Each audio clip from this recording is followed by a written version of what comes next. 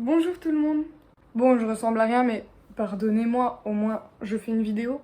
Je vous retrouve chez moi dans mon appartement. Aujourd'hui, nous allons parler de l'IVG, qui est donc l'interruption volontaire de grossesse. Le train, tu t'en vas s'il te plaît, tu me laisses tranquille. Merci. Alors, il faut savoir qu'en France, que vous soyez majeur ou mineur, vous avez le droit à l'IVG. La loi permet d'avoir recours à l'interruption volontaire de grossesse jusqu'à 14 semaines de grossesse, soit 16 semaines depuis le début des dernières règles.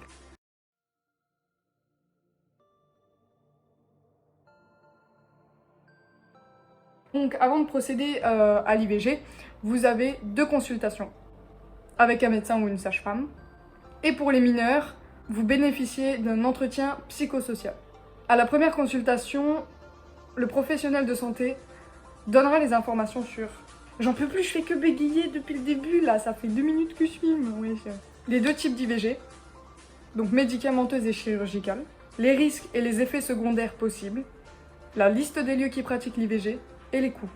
La deuxième consultation va servir à confirmer votre demande d'IVG par écrit, remettre votre consentement au médecin ou à la sage-femme, choisir la méthode d'intervention en fonction de votre situation. La troisième consultation est indispensable pour vérifier que la grossesse est bien interrompue. Le professionnel de santé s'assure également que la patiente ne présente aucune complication. Cette visite doit être effectuée entre le 14 et le 21e jour suivant l'intervention.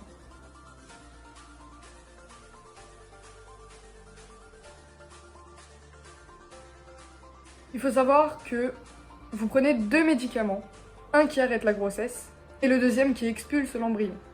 Les 2 médicaments sont pris entre 36 et 48 heures d'intervalle, à domicile ou dans un environnement médical. Cette méthode est possible jusqu'à... Oui. Oh mon bébé. Oh mon bébé d'amour. Cette méthode est possible jusqu'à 7 semaines de grossesse, soit 9 semaines depuis les dernières règles. Il faut savoir que l'IVG médicamenteuse peut être prescrite dans un cabinet de ville, en centre de santé ou en centre de planification ayant également conclu une convention avec un établissement de santé, un hôpital ou une clinique, ou via une téléconsultation avec un médecin ou une sage-femme.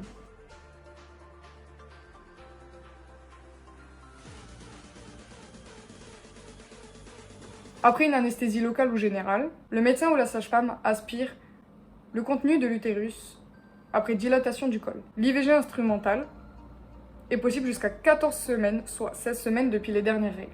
Elle a lieu obligatoirement dans un établissement de santé. L'hospitalisation pour une IVG instrumentale est dite ambulatoire car elle a lieu sur une seule journée. Une surveillance de quelques heures suffit, même après une anesthésie générale. L'opération en elle-même ne dure qu'une dizaine de minutes. Il est quand même recommandé d'être accompagné.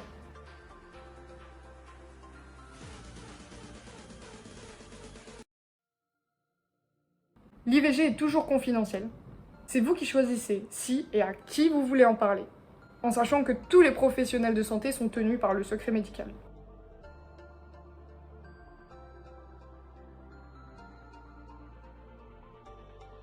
Savoir qu'en tant que mineur, vous avez le droit à l'IVG. Votre anonymat est respecté. Vous pouvez vous-même demander cette intervention. Vous devez être accompagné par une personne majeure de votre choix. L'autorisation des parents n'est pas obligatoire. L'IVG est gratuite. Vous bénéficiez de la couverture de vos parents si vous avez leur consentement. Sinon, l'IVG est prise en charge à 100% sans avance de frais.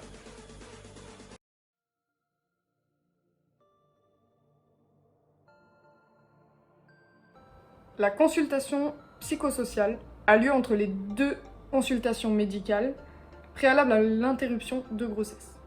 Elle est obligatoire pour les personnes mineures, possible pour les personnes majeures. Il faut savoir que cette consultation est confidentielle. C'est un entretien particulier qui vous permet d'obtenir un soutien psychologique, une assistance sur le plan social, des conseils appropriés à la situation. Après cet éventuel entretien, une attestation d'entretien vous sera délivrée. Cette attestation sera à remettre au professionnel de santé qui pratiquera l'IVG. Voilà, donc c'est très important de savoir que en étant mineur, vous avez aussi le droit à l'avortement sans en parler à vos parents. Mais il faut quand même quelqu'un de majeur qui vous accompagne. Si j'ai choisi ce sujet aujourd'hui, c'est parce que je suis passée par là il y a de ça quelques mois. Bien sûr, j'étais majeure. J'ai été hospitalisée pendant 4 heures quand j'ai pris le deuxième médicament, donc pour expulser l'embryon. Et j'ai seulement expulsé l'embryon 2 jours après. C'est une étape très douloureuse, que ce soit physique, morale, c'est très douloureux. Il faut être soutenu, il faut pouvoir en parler et il faut être sûr de son choix et ne pas le regretter par la suite. Je vous laisse, c'est la fin de la vidéo. Et si vous avez besoin de parler, n'hésitez pas, mon Instagram est ouvert.